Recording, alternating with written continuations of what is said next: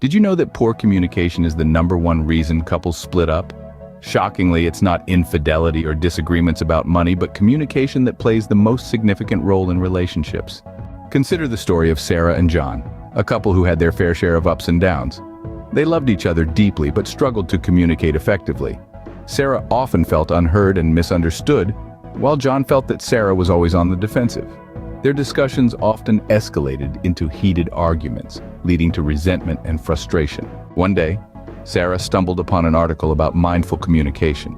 Intrigued, she decided to practice these techniques in her relationship with John. She began to approach conversations with the intention of alleviating John's suffering, rather than simply getting her point across.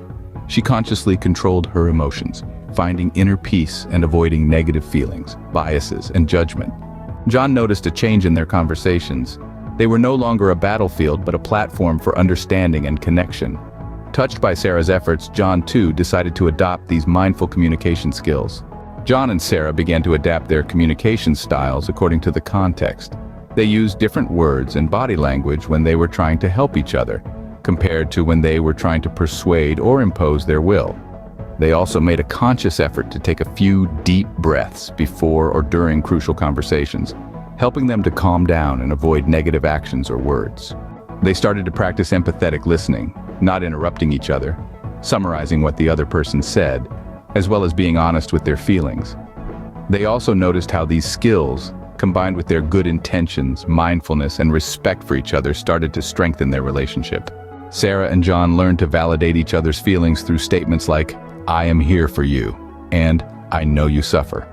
They also learned to acknowledge that the other person might be partly right and have their own perspectives. This journey wasn't easy for Sarah and John.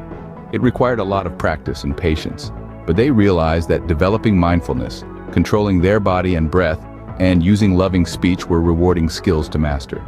Their relationship became stronger, and they learned to understand, accept, and compromise with each other better. So, take a page out of Sarah and John's book. Practice your communication skills. They might seem challenging to master, but they can lead to better understanding, acceptance, and compromise, benefiting not just you, but also those around you.